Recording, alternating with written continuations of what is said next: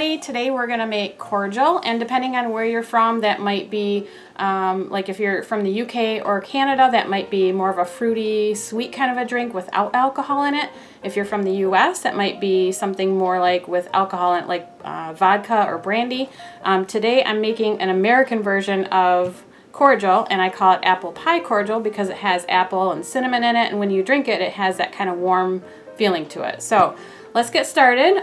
We're gonna need a jar, mason jar like this. I use the wide mouth because it's easier to put the stuff in that. You'll need some chopped up apples. These are just kind of, you know, about that size. You'll need a cup of sugar, and I use brandy, and this just happens to be the kind that I get.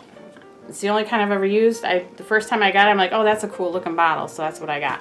So we're going to start by putting the sugar into the jar.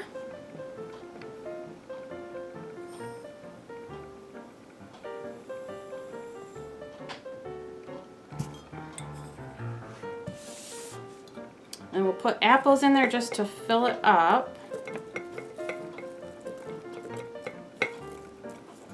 Oh, you know what? I'm going to put a cinnamon stick in here before I get going too far, because I want that kind of by the bottom. I'm just going to maybe break it in half and stick the cinnamon stick down in there.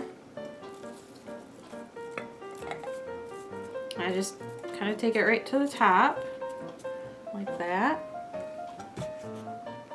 And then you just take the brandy or whatever other liquid you're using and fill it to the top.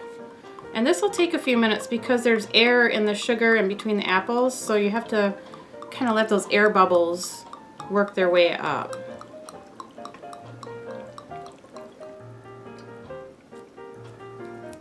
Okay, see those bubbles working their way up there.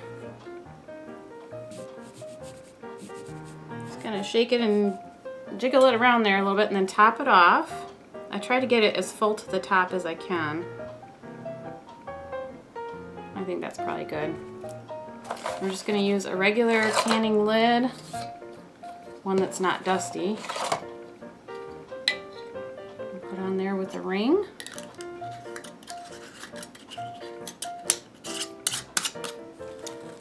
And then you just kind of shake this up. And what I do is I keep this in the cupboard, and then it stays in there for about 8 weeks. And you take it out of the cupboard and give it a shake once a week.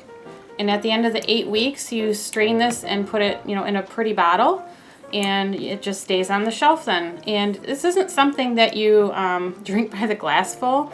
We actually have these little cordial glasses that we use. I've got kind of a little collection of them, different shapes and sizes, but they're really small. And this is all we have when we get this out. I don't know if there's an official name for these. If you know if these are called something other than cordial glasses, comment below, let me know. But that's what we do with this. Just kind of shake it around, and as there's more air bubbles working their way to the top, I'll probably take the cap off and just top that off a little bit more than that. This is a bottle that we have. It's got blueberry cordial in it.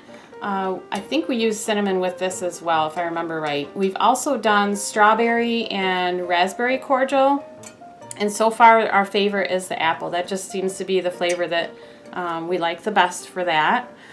So feel free to experiment with different fruits, and maybe even try honey instead of sugar. I haven't tried that yet, but I'm curious what the flavor difference would be using honey instead of just white sugar. Also maybe brown sugar would maybe add a little bit different flavor to it.